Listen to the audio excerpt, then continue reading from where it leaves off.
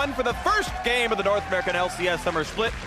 For those who have not seen drafts this year, there's a second ban phase. We'll get into that later, but we can see Zach off the table.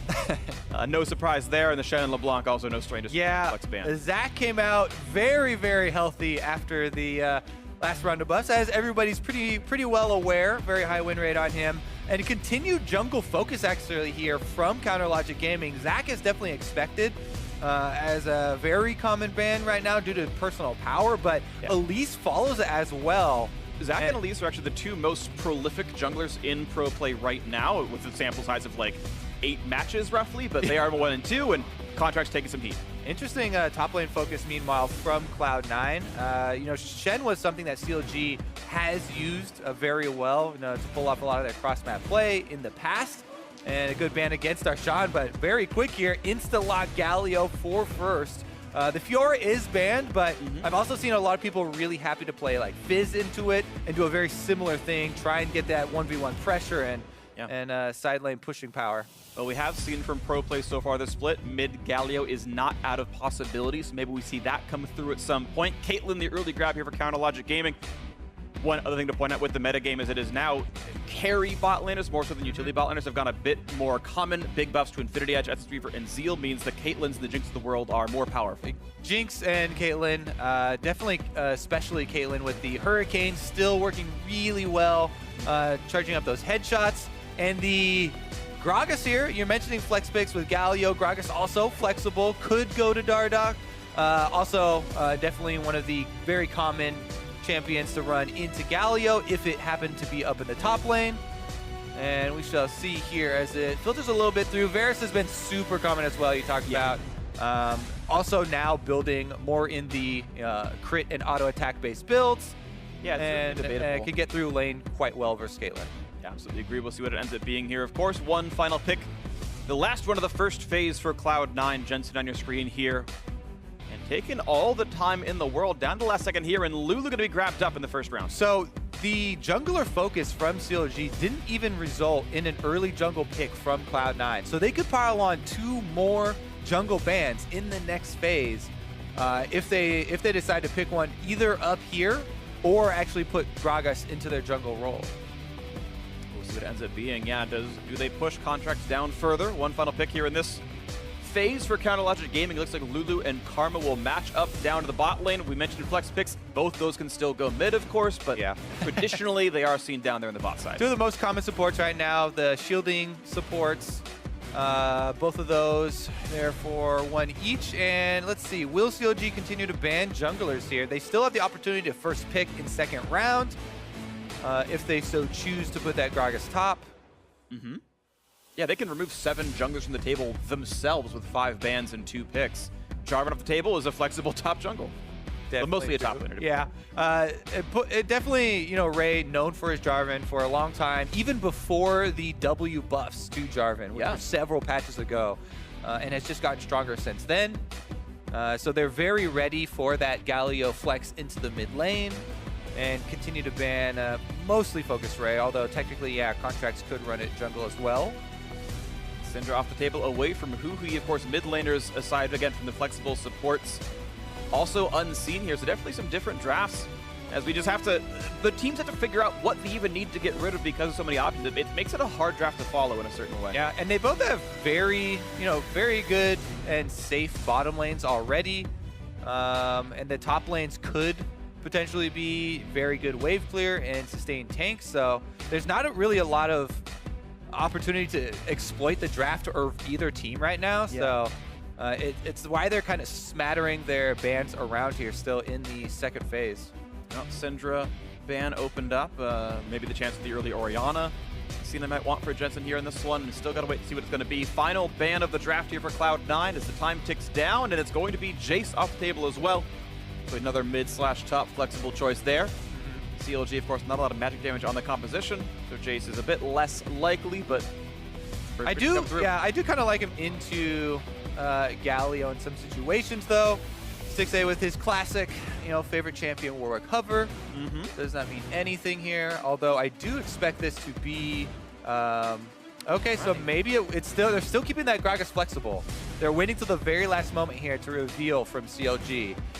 This is definitely a huge champion for Huhi, though. Talia plays right into his roaming playstyle. He can shove lane. It's akin to Aurelion Sol, which he absolutely has taken over many games, even on the world stage in. Absolutely. So I think it is a good, lock in there for CLG.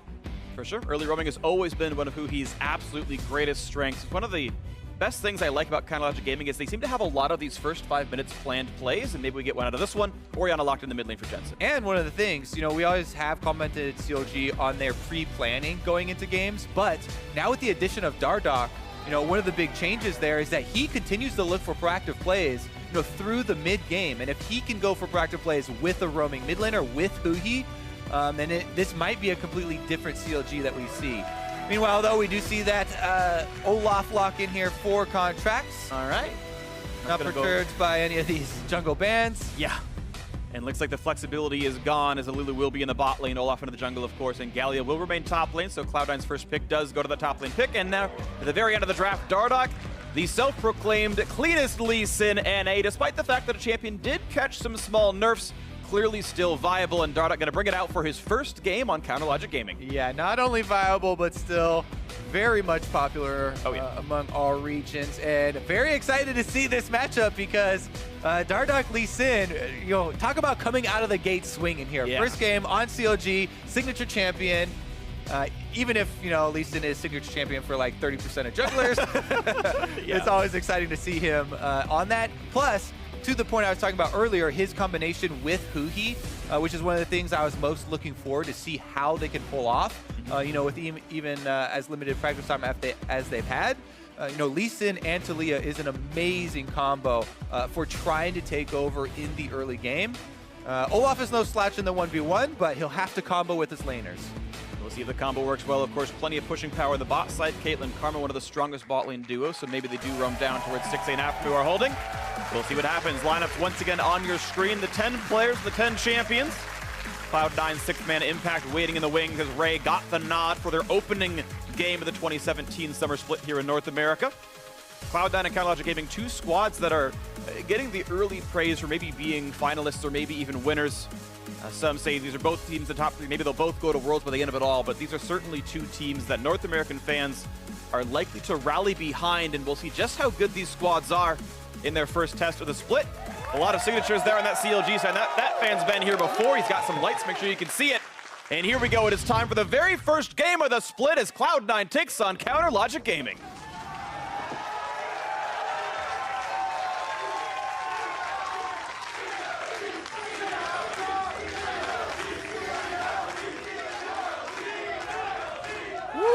Confrontation there in the audience as well, and everyone definitely hyped up for the opener here.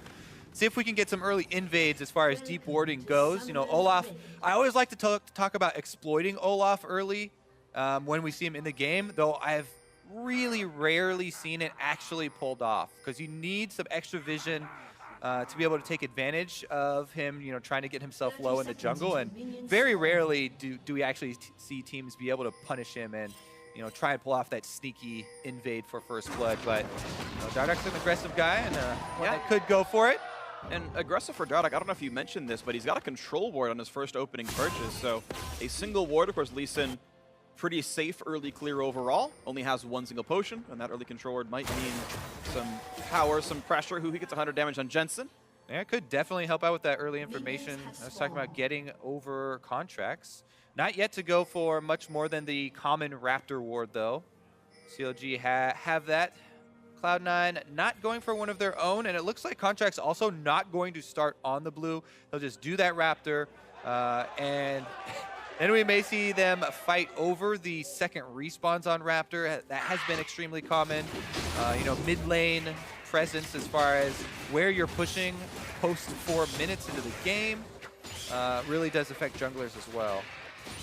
You can see it takes a while for Lee Sin to go through the first camp, and Olaf already killed off small Raptors by now. Yeah, I mean, Dardoch did start the Q. Sometimes we'll see people start off with the Tempest, but very often we'll see Sonic and Resonating Strike. The pink ward, actually control ward, was just used to make sure that there was no vision on Dardoch for their start here at that very common Raptor ward. The other thing you can do with that early control ward is if you think they warded your raptors, use your control ward, kill that ward, you get 30 experience for killing a ward now, and that enables the raptor into red, into scuttle crab route, which Dardoch is actually going for, but I don't think he got the kill on any wards early game, so I don't think he'll get level 3 off this, unless he's running an experience win. He is. So that's level 3 for Dardoch. HCS is the entire and going for here in talked this one. About him. Gonna find Contracts. Early goes pop. There's a flash to follow the slow. Can he land the Q? It's all about the skill shot. And Contracts gets the juke. He was patient enough. And this is going to be a blue buff that resets as well. Dardoch was a lot of time off this. Really, really fancy feat there from Contracts. He pops the ghost and just tries to zigzag, hoping, dear God, please let me dodge this Q. He pulls it off and is able to survive, even though Dardoch does go for the early punish on the Olaf that I've been waiting for seasons to see. And we got it. So that was nice right there. Dardoch goes in for it. There was no ward kill at 6 CS for the entire Raptor camp, but that invade was beautiful, and they had an early ward to track the path that Olaf went for. Oof. Yeah, what an explosive start, even though we don't see, the kill actually coming through. Well, this is warded, so as soon as he jumps the wall, he'll be seen. And here comes it. Ray knows what's going on. Ease away. Does flash out. Darshan tried to flash to get into the range of the E. Couldn't block it, and the body slam did nothing afterwards. And that's something that we criticize top laners for so often, is not flashing early. Ray, really good respect there. Does get the reveal at the same time, but able to dodge out and trade flashes there. So impressive performance from the Sword, who's actually on a tank champion here. Even though so much has been talked about, Galio's incredible wave clear. Bottom lane, though, good trade. Yeah, really good chunk there, but that's Ignite use, so Stixxay can weather the storm without that. And he has going Warlord's Bloodlust. There we go. Sorry, guys. And he'll heal up a bit more in the landing phase with his Doran's Blade, so should be able to sustain this okay as Stixxay. Good shove here for Cloud9, though, to see if they can get some bottom lane control.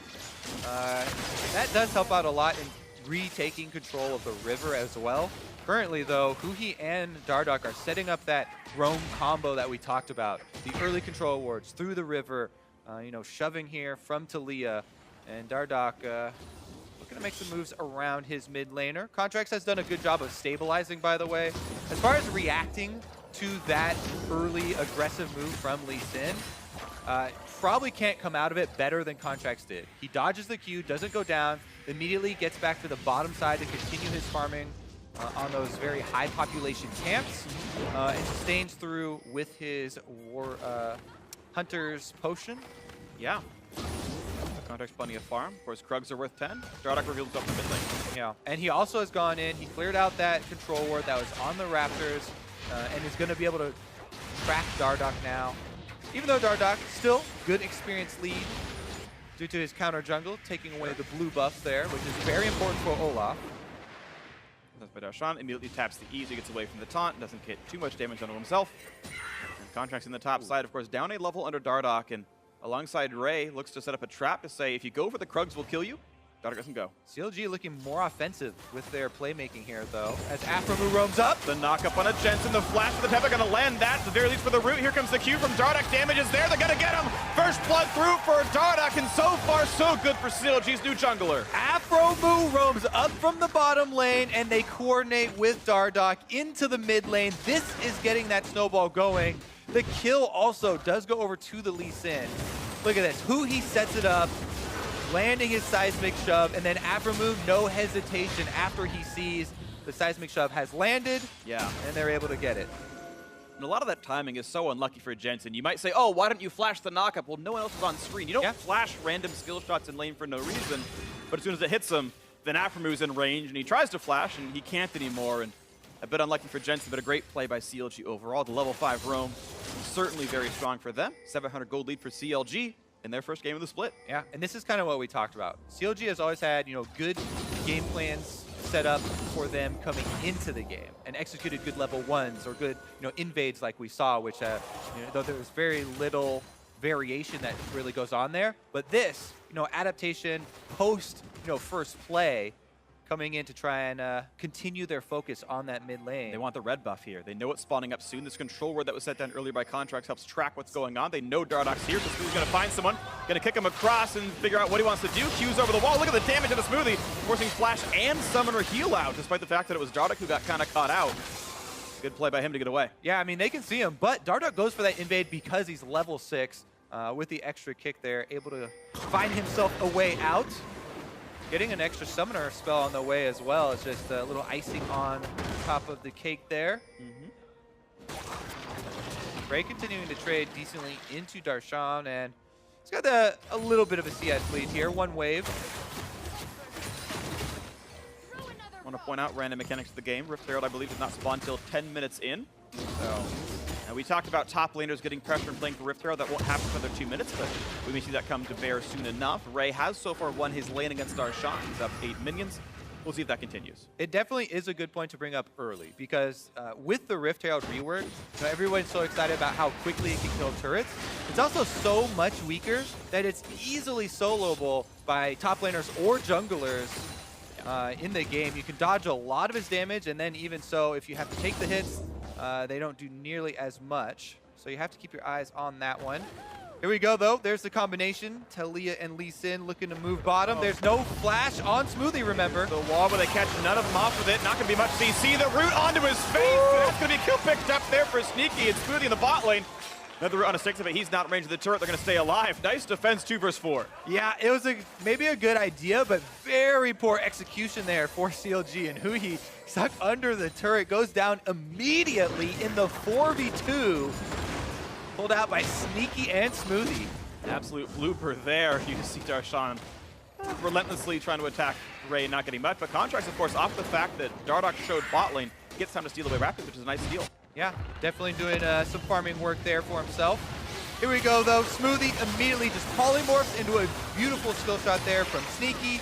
So much easier to land that Varus ultimate if they're slowed up, a little critter walking away. But let's take the opportunity to talk about Cloud9 and Cloud9's bottom lane specifically, because there's so much hype around, oh, Dardock's on CLG now, kind of bending the stories there so much. But my goodness, this bottom lane was absolutely tremendous for Cloud9 last split, and a huge part of them getting to that second place spot. Smoothie, pretty much unanimous best support voted in the entire league there. And Sneaky also having a very good split for himself. At least a top 3. Of course, Arrow got MVP, but he's arguably next up there, kind of alongside Stixxay. And of course, you talk about good bot lanes. It was Stixxay and Afra who were considered one of the better ones before. And yeah, the question is, can Sneaky get back to that sort of top form? Can this bot lane really be a carry? And now that they're the only kill in the squad so far, this can certainly be an option. The game is tied in gold right now, and certainly anyone's to win. Pretty much all the lanes are treading water. Farm leads are less than 10 across the board, aside from Olaf Lee Sin, which is kind of irrelevant because Krugs inflate that number. And looks like maybe an early Mountain Drake may be on the table for CLG. Rift Herald, of course, has spawned as well, and it has usually been Ray who's got the push lead, so that makes me feel like Cloud9 have more rights to it. Yeah, and CLG seem to have staked their control over this bottom river. Plenty of ward control, as well as the Scuttle Crab that just times out now. Contracts actually sees Dardock on that ward, so doesn't want to go expose himself for the control ward. He's respecting this period of the game. There's a lot of burst in Lee Sin, and even though Olaf is very strong in the 1v1s, burst is something you have to be really scared of with a mobile mid laner like Taliyah. Even though he died in that bottom lane play, he didn't use his summoners, so you definitely have to respect that. Another shot at it, and even speaking of having shots at it, Caitlyn, the long-range ultimate, can always participate in these fights a lot of times as well. So you're right, just the threat from out-of-range damage is there from CLG. Cloud9 still treading water for a while. Both Olaf and Lee Sin are kind of considered early-game junglers in that they're not going to scale into absolute insane monsters. You kind of require good plays out of them. Darshan does not go for the flash play. He baits it and hopes that Jensen goes for the flash. Ooh, that knockback. Not good with the water, but that one was good from who? He looked at the damage out of Jensen. Dardock not going to land the Sonic Wave. There will be no kill. Jensen withstands all the pressure. A lot of roaming mid here from CLG. You can definitely see them sticking to that plan we talked about in Champ Select. Now they're bringing 5 members to push for an early first turret gold. Afra's nearby as well. The attacks are coming in. wall's going to cut off some of the moves out of Contract, who can't join this fray. He can circle around behind, though, and Galio does have ultimate. He pops the Ghost. They want to fight this one. Can they find the way in? Looking in for Darshan. There's the front line. Not going to land the slow. Just have the flash taunt. The root in for Sneaky as well. This is going to be a catastrophe for Counterlogic Gaming. It's a 1-0 so far as Dardark's been picked up, and it's actually not going to be much more damage on a Smoothie chunk than a 200 HP. No more kills to be had. There was no Galio knockup coming through, but the taunt was good enough for one. Yeah, Contracts only has to use Ghost and Ultimate in there. Ray's still holding on to the Galio ult.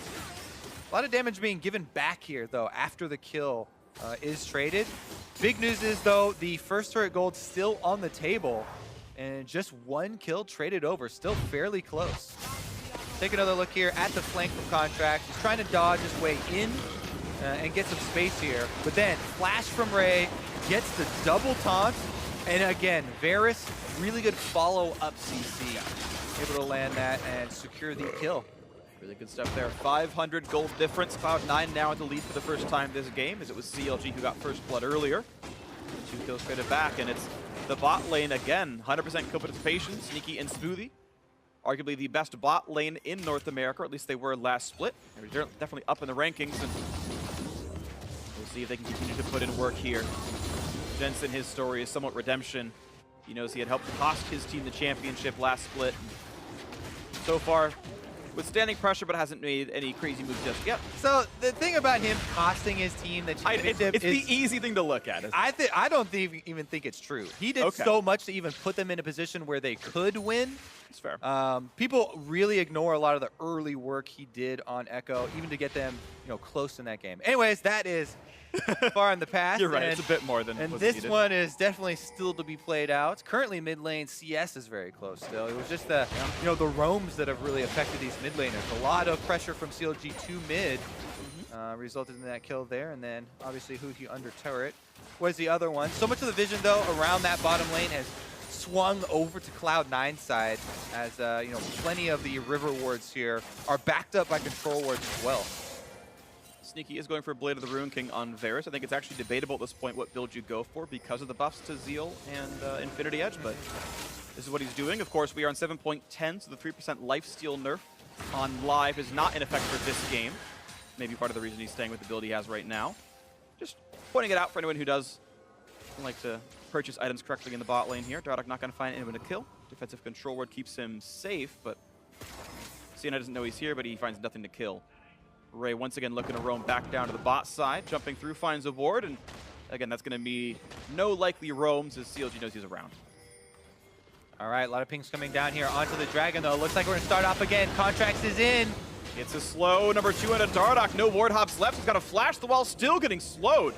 Contract's going to look for a bit more on this one. The root is there. Look at the plays on that one. They're going to look to knock down Dardark, still running away. The Ghost, the run, and they're going to get him with the one final auto attack as Sneaky maintains his 100% kill participation.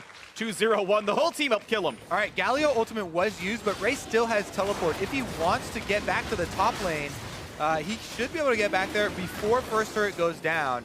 And first turret still on the board is a very big prize to help snowballing. And it goes. Blue team has slain the first Drake of the game. Darshan, a bit of time in the top lane alone, but no one comes to help him knock this turret down. It's at half HP, and C9 now definitely winning this game. Yeah. Ray is going back to purchase first before he gets back up to that top side.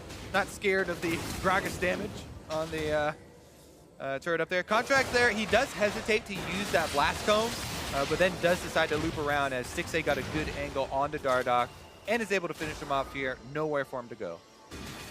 And nicely played by Cloud9 here. We've actually started to pick off on Dardark. He got first blood, but the rest of the game has been him trying to find the plays, and he's been unable to do so. And despite his first blood gold, he is now behind in gold against Contracts, so that's been farming reasonably well on this Olaf. And remember, the last split as well, when there's a reason that Cloud9 and TSM, people always talk about as the 2 best teams in North America, and pretty clear. And last split, it was so much about Cloud9's mid and late game. Their early game wasn't even, the best part of this team. And them transitioning here with an extra Mountain Drake and the slight gold lead here, now into the mid game, they're starting to get off some of those very successful team fights. Cloud Drake spawning next for them here. Gold lead still only 300 to 400, but look at looks like turret damage now in the mid lane here. Contracts and Jensen, the two working for. The rest of the team showing up as well. And this actually should be the first turret of the game going down. Mountain Drake certainly helps. And the gold lead now quadruples as that one falls. Cloud9 now sizably 1K up. All right, mid lane, the first to fall here, and the ward's already deep in CLG's jungle. So Dardoch doesn't have a lot of room to work with anymore here, even on the Lee Sin. Currently, he has been able to slip past all of the wards into bottom lane, attempt at recovering this game here. Both top laners, remember, do have teleports, but he doesn't get into the bush quite. 6A is seen. Afro's not the flank. They're going to go for the root. Here comes Huhi as well. Sneaking a flash to the wall. Here comes the rest of the team fight, though. Olaf in the front lines. They're going to take him down. Huhi is dropped, but it's a 1-for-1 so far. Shockwave comes in. Dardoch's already gone. Chase on a 6A. Make that a 3-kill pickup with only one casualty. Cloud9 starting to slaughter CLG. Oh, and they've got Afro cornered here. Jensen doesn't want to let him out. Now Afro move out to become an Afro burger here, and this one takes him down. Jensen just destroys him where he stands. 7-2 in the scoreboard. Only Darshan unscathed. And even then, losing his trade against Ray. Bot lane turret will fall. This game definitely getting out of hand quickly. Cloud9 coming in very strong here with their mid-game plays. Another successful, not only 3 kills going over, but another turret falls, more map pressure going over to C9. And look at the reaction here. They already had Contracts as well as Jensen mirroring this roam from Huhi, completely ready for a possible bottom lane play, and they absolutely demolished CLG. Great plays out of Cloud9 right here, stopping everything CLG wants to do. Only 2 kills on the scoreboard. That is it. That's the only thing of value CLG has done this game. First blood was nice, but it's not been a lot since. Cloud9 continue to look very, very strong. We'll see if they can keep pushing this forward.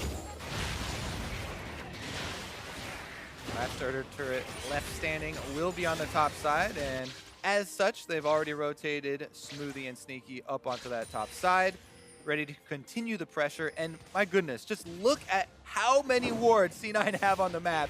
Completely lit up that top side where the last outer turret is. So they have so much freedom, not only to start off the plays up there and pressure the top turret, but react to CLG. CLG now clearing out some of them. But, Sneaky actually. Gonna find a knock over towards the rest of the team, and he's gonna be found out for this one. No flash available, no way to live. A kill comes through, CLG Gaming finding signs of life. 20 seconds till Rift Herald despawns. They are not gonna go for it though. Maybe gotta help them tie up some of the scoreboard, but gonna let that one despawn. So in North America, 0% Rift Heralds. Really good opportunity there for CLG to now get some gold on the mid turret, but looking to get punished. And just running at Dardoch, looking to kill some junglers off. Here comes the Galio. The Grand Entrance is there, looking for a teammate, looking for an enemy. Gonna flash. He's gonna find Aframu, and the kill is almost secure, but a flash and a shield gets him away, so just barely CLG lives. Teleport coming in from Darshan. Do CLG really want to keep this going? Doesn't have the ulti, but can he get a flash or a body slam? Ray's gonna find a taunt. They're gonna get some damage with a knockup as well. And there's a knock back onto Ray, down to 1,000 HP. Another shield keeps him alive for now. No kills to be had. Ooh, I really don't know about that teleport. I think Darshan could have stayed up in top lane and actually gotten that top turret after they waited so long to make the call for this teleport, and doesn't finish off the turret, nor do they get any counter kills in mid lane. CLG, it looks like, bit of a fumble there. Sneaky wants revenge. Olaf's coming as well. Sneaky ulti up in about 20 seconds in this one. Body slam buys some more time. The Q slow makes him safe.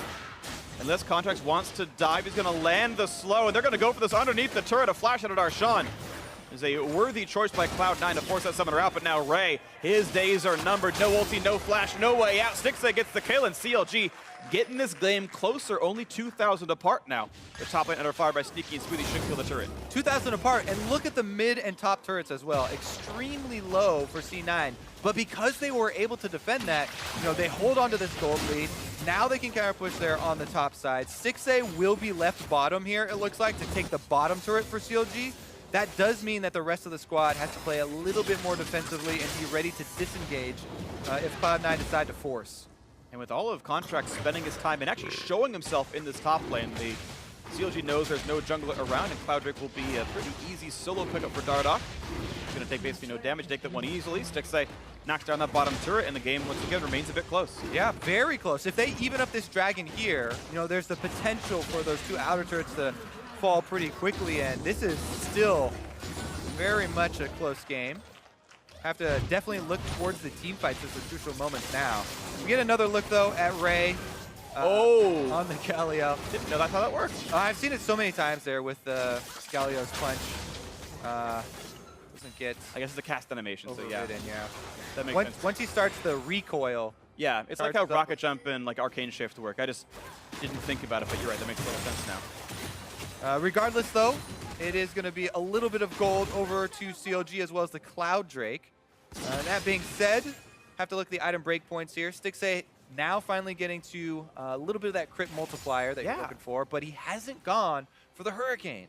That's interesting because, so on live, on 7.11, Hurricane lost its Caitlyn synergy, where it stacks headshot twice as fast, or 3 times as fast. And the fact that they're playing, it's 7.10, the Hurricane synergy is still there. Now that said, in 7.9, in the mid-season, Static Shiv got massive buffs. It does way more damage now, and so I've always liked Shiv as a high damage item, and it certainly does that. 6A single target damage goes up a lot because of Static Shiv. You can crit that damage. It'll do like 400 damage if you can crit that, so maybe that's going to be the reason why. Maybe it's because he's used to 7.11 on live. I don't know which, but either way, I like Shiv, and it's going to be fun to watch him use it. Also, we're going to see if Darshan can work his way out of Cloud9's jungle. Body slam right over the wall there without taking down any wards, but currently Cloud9 can hold on to this gold lead if they continue to push up in their mid lane as well as top side. CLG are looking to get back into it through one of those turrets. A lot of control wards being placed defensively here as the Baron setup begins. See what they get for this one right here. 2,500 gold puts Cloud9 ahead. They've got the Mountain Drake to rush it down. They're starting to play for vision control. We'll see what they can get rid of. Another thing too, you know, Cloud9 should be tracking the teleport timers, but as you get down to the very few seconds before it comes back up, you know, it's almost back up now. You have to give a little bit of leeway there as far as the exact timer. So unless they were to force something very quickly when they're fighting over those wards, I think that we're probably not going to see them, you know, try and take advantage of that teleport discrepancy. And more focus here on knocking over those low health turrets. Looks like mid lane will be the choice as they're looking for some positioning. Both teams ready to get that flank on, though. Deadman's play Olaf doesn't quite find a target to go for. Dardoch gets to steal away a red buff, though, so despite getting those 3 deaths, he's found ways to be effective. Taking a red, taking a Cloud Drake is good. Now, there's only one Scrying Orb here available for CLG, and that is Stixay's. He's just used it on the Baron. So they're running out of you know, vision opportunities to check that without having to get very close. And Huhi's committing bottom side on Ray. All right, well, they have Darshan's TP, but yeah, Huhi would have to run back across the map, and Cloud9's looking for it. It is a bit of a bait because Talia, you know, with her passive, surfing on the rocks, on the walls, can get back up there very quickly. Sometimes this early in the game, only 25 minutes, you know, you can try and bait the other team into starting Baron, and then look for the wall to trap him inside, but Huhi gonna get slowed down by the axe. Not gonna pop the ulti just yet. Gonna flash to get away, but now Connor's can keep the chase going. Does not land the first axe, though, and Huhi will get away, popping his own ghost. That's 2 summoners down for 1. Yeah, it definitely does take away a lot of that mobility.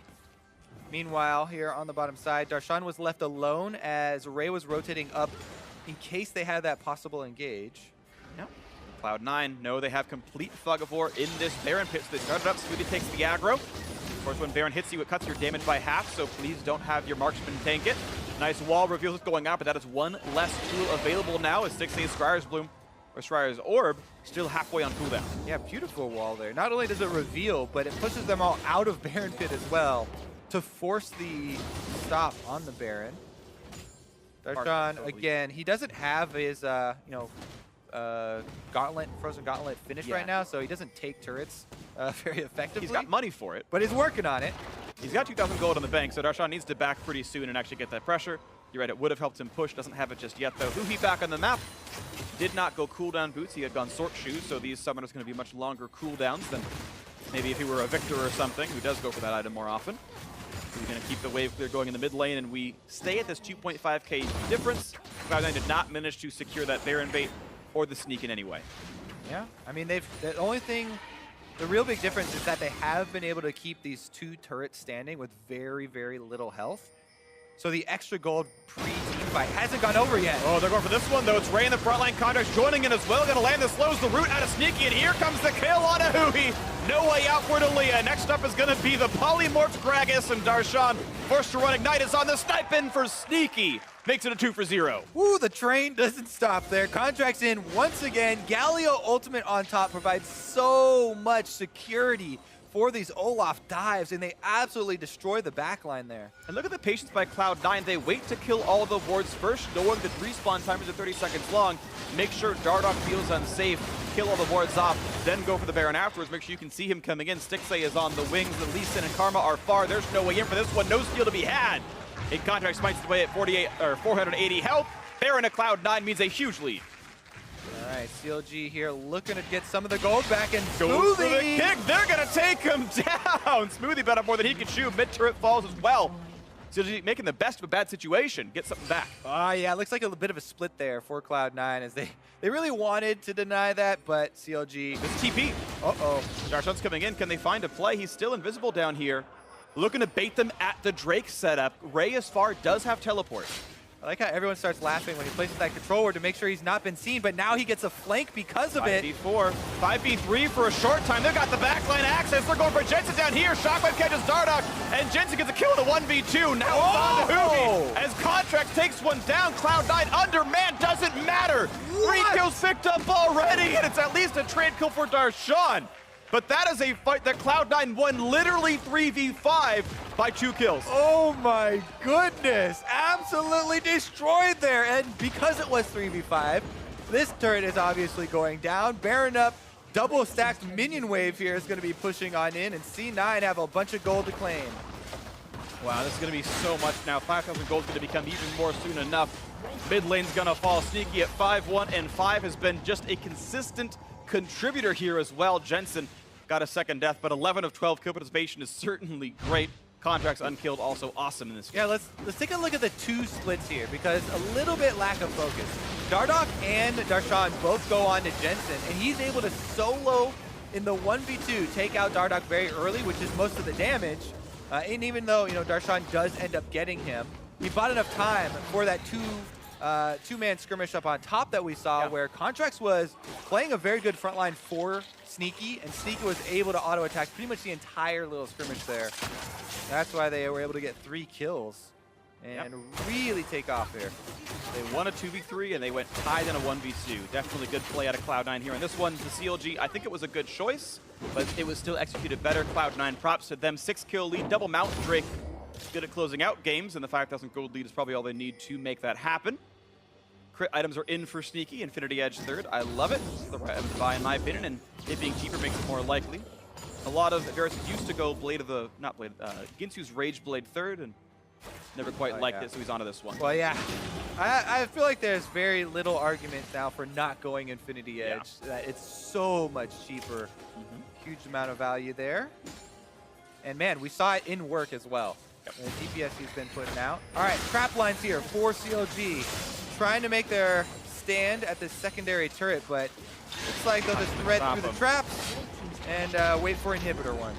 All right, and now he's got to put new ones down. Stixay as they try to wave through. Shiv will help a little bit. You can see he's able to kill the casters off with the Peacemaker and the Shiv damage, but the Lord Dominic's Regards will help somewhat against Contracts and Ray, but he's certainly not been able to punch through this front line well enough. They've got more gold than he's got. And double stone plates in as well for the front line. Exactly.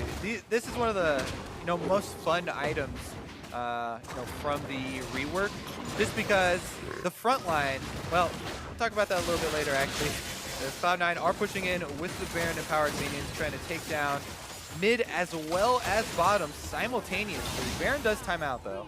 Times out, so the minions are very easy to kill now for the Caitlyn, but there's still the matter of powerful champions who want to kill you. You can see that's line of control wards to make sure that CLG can't get any wards over the wall, so that C9 can constantly rotate in Fog of War as the minion waves are cleared. You don't know if Oriana's looking for a shockwave, if Sneaky's trying to snipe you. There's just no options there for you. Yeah, it's a good idea. Might have been a bit overkill with the extra The third one's a bit much. But again, they just create Fog of War. They can snipe from back down here and constantly push down the minion lines. And C9 can, I feel like, sort of stay in this holding pattern and keep poking. It looks like for now they're actually going to back off. Unlucky. As soon as you say that, Freak. Worst analyst NA, DA Freak Turley. They can do this forever. Okay, they're leaving. Just kidding. They can leave. Yeah, that's me. All right. All of the control wards go down as well. It does take extra auto attacks, though. All right. CLG Still, though, there aren't any options for them, right? I mean, there's nothing on the map for them to farm, and as you said, Cloud9, they can still keep them bottled inside of the base while farming the map. So yeah, just increase the gold lead, increase the power difference here, and return after the extra neutral objective comes up. It actually reminds me of 2013 Spring Split Team Dignitas when KiwiKid was a top laner. Is they would get early leads, they push you in your base, and they just farm the jungle for 10 minutes, and you'd never get any gold, and eventually they win the game with a gold lead here. Cloud9 maybe doing something a bit similar. Random callback, but certainly they're getting 2-to-1 in the gold income in the map right now, and they can keep getting an XP lead and a gold lead this way. Jensen's up a level, Dark Contract's up 2. Raise up 1, etc., etc. There's really no one with a lead here on CLG. And Cloud9, they get the recalls off. They buy new control wards. Baron's up in under 2 minutes. They say, okay, we'll go for Baron number 2, and we'll use that to close out the game. Yeah, I mean, what a start here to the summer split for C9. Mm-hmm. No, placing so close to TSM, barely getting second in spring. Coming out swinging. No side effect of not going to MSIs. You do get more time on the current patch and adjusting to the mid-season changes. Like very well adapted. No hesitation in going for either the Galio pick or the double stone plates. And they'll be able to block it on the front line. They're going to feel really good about this one. Slow onto Dardoch. Contract's looking for a teammate or an enemy. All the same really for Olaf. He stands alone. Luckily for his teammates, not all the same. We don't have friendly fire. True. Sometimes Tilia and Anivia can sound like that, but not the case here in this one. Darshan in the mix. Doesn't get much. Has stone plate. It's definitely a very good tank item. Yeah, I mean the active is just so nice for timing it after you use a bunch of your combos, right? So most champions you can use a lot of your damaging combo early, then pop your stone plates, so that the damage that you're taking will basically get 50% value. Yeah. Once the thing wears off and you return to your normal health. And you don't really have much of the downside of the damage reduction unless you're something that has spammable spells and you're losing out there. Right, unless your cooldowns are less than 4 seconds, you're not even missing damage output, as you mentioned. You burn the cooldowns, pop it, you get essentially an Alice roll for 4 seconds and come back into the fray, and life is good. So we'll see what can happen here. CLG trying to get their way back out of the base. Baron Nashor has spawned yet again. And the Elder Dragon is 40 seconds apart from that one, so there's no split calls here. Oh, he's back, all right. And this time around, C9 have even more reason to just start him up and burn him down. Double mountains, they can almost instantly kill him. Not even a chance to be in range. This one picked up, not even with a smite contract. Who even cares? Jensen's going to make that one happen. Easy cleanup on Baron Nashor, and into the mid lane they can go with a 9,000 gold lead. All right, Baron empowered push. Let's see if they go for the dive or play it a little bit safer here. Elder Dragon in 10 seconds. Looks like they'll just stick around, see if CLG want to take this fight at the Elder Dragon. Yeah, looks like it's going to be the fight for the Elder. Darshan forced to kite back. The shield's been popped. Gets a nice knock up on Contract, but he's tanky as all hell. Nice wall to block out some of it. Knocks out Ray, but there's still no fight to be had. And Darshan now down to 2/3 HP. More poke coming in for Sneaky. They can just get rid of this tank right here. The root's going to land. They can knock him out right there. Ray going to look for a front line and a kill. Not going to get the one just yet, but there goes Contract to make it happen. Knockup finds nobody, but a Contract still tanky. Now going to kite back. Here comes the dive in. Going to find the knockup on a Jensen. And it doesn't really matter as Dardoch falls 2 for 0 advantage to Cloud9. Gigantic Olaf in the front as well. Not quite going to find the knockup as Ray, but does get a taunt. And there's the flash, the whimsy, the kill off, and the snipe.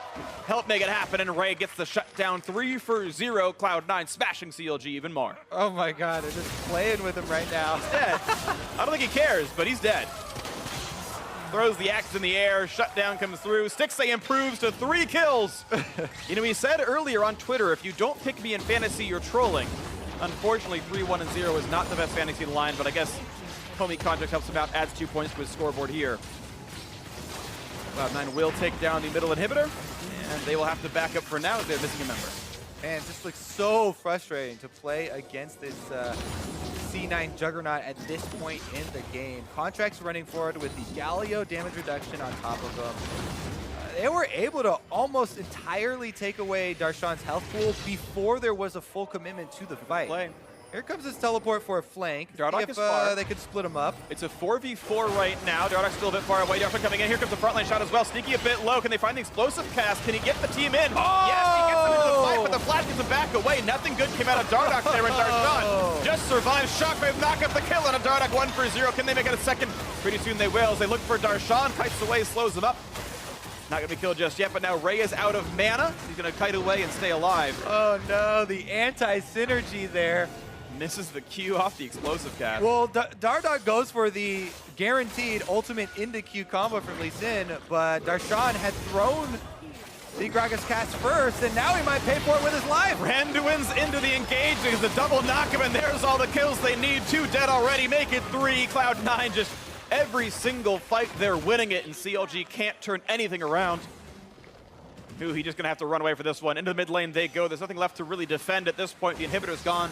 There's a Baron buff on super minions. There's 35 seconds left on the buff. This should be game 1 being closed out. Huhi clears with a bot lane wave. No one cares about that. It's the mid lane that matters. Nexus turret number 1 is down. Nexus turret number 2 going to follow shortly as well. And game 1 of the split goes to Cloud9.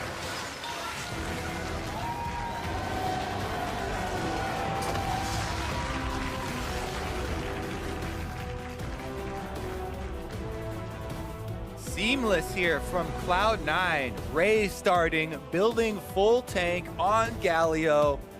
The shield can block, or the sword can block as well. Apparently so. His parrying skills are unmatched.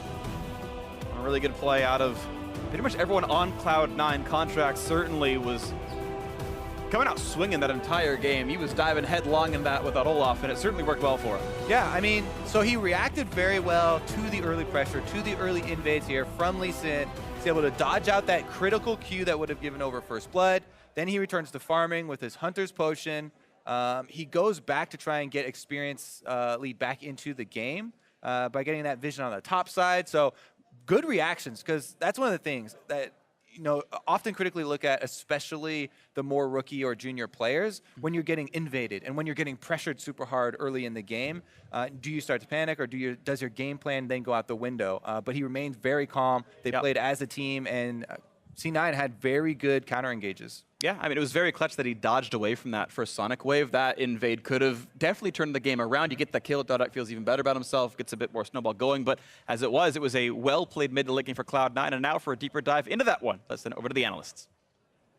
Thank you very much. Gentlemen, game 1 of the summer split is in the books, and Cloud9 rises to the top in a victory over CLG here. But I want to jump right into it as Dardoch. We talked about the trade coming over to CLG as a bit more of a playmaker. And right from the outset in Champion Select, we see the Lee Sin go over to him. So CLG saying, we're going to put some investment into him as a playmaker and get him on a champion where he can really apply the pressure in the early game. And I think in the early game, it definitely paid off. The first 7 minutes of that game, he almost killed Contracts, and it was an outplay that ended up having to, have him blow his flash for no kill. But if you look at it in a holistic sense, he got his team First Blood, could have gotten them 2 kills, and he also blew 4 summoner spells across the map in the first 7 minutes for only his own flash as a cost. So Dardoch, in terms of early game, had it on lock for CLG. It's just some plays from CLG, like the Huhi wall down bottom, threw that lead away and made it so that Lee Sin wasn't as ahead as he could have been, because really, Contracts did a good job of dodging, but also farming up to be like twice the CS of the Lee Sin and have about 2 levels up on him later in the game. But the intent was there.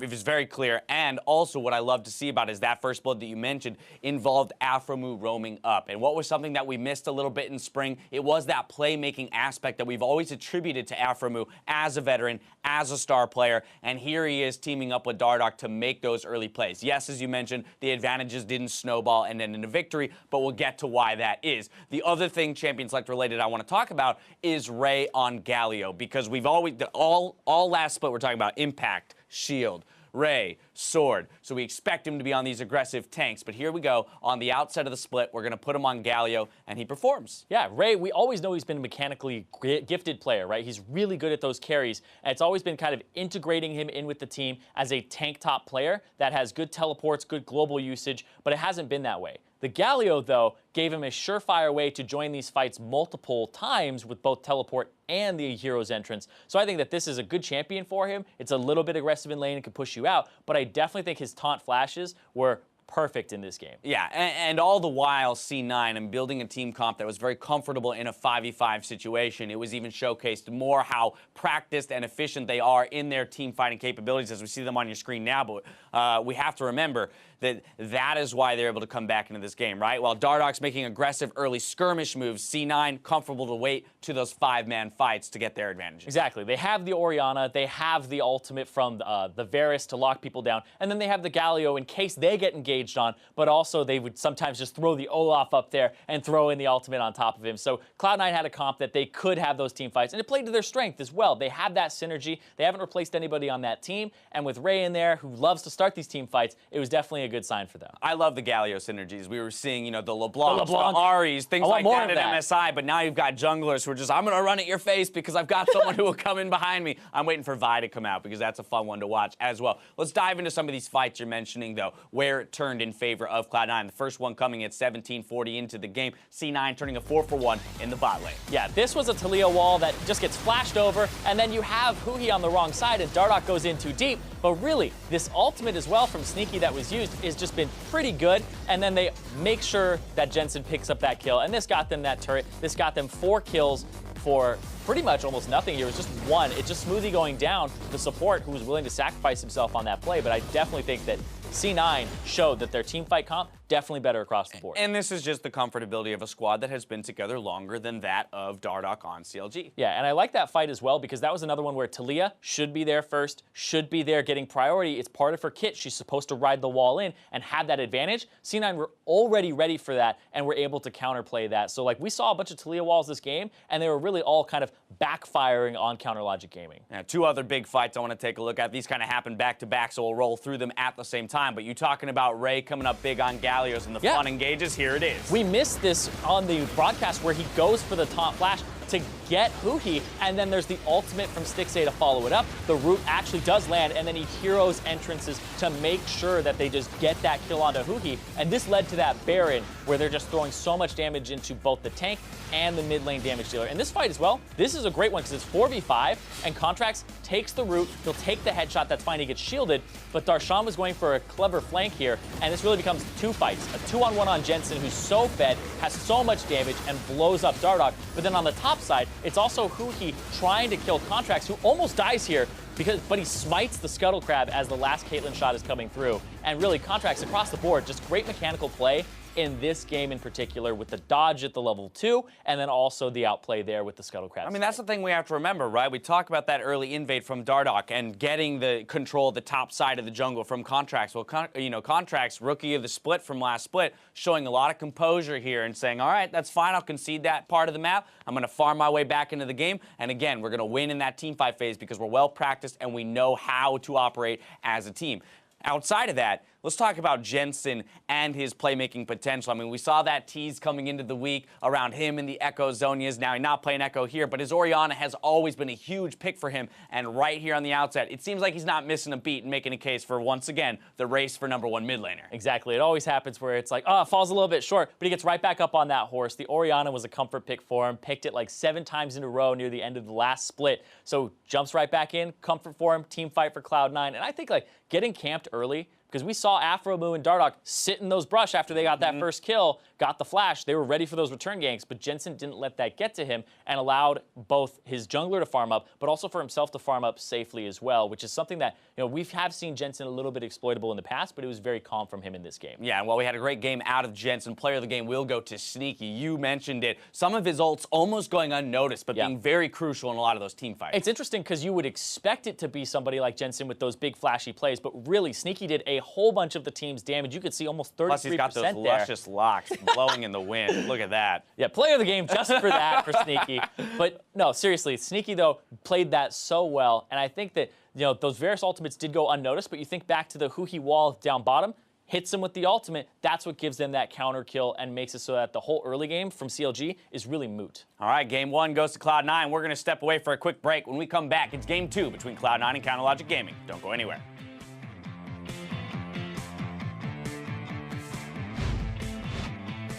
Wait, I have never lost my the first game of the season. Whoa. I don't think so. Whoa. The knock-up on a Jensen, the flash for the Peppa, gonna land that, at the very least for the root. Here comes the Q from Dardoch, damage is there, they're gonna get him! First blood through for Dardoch!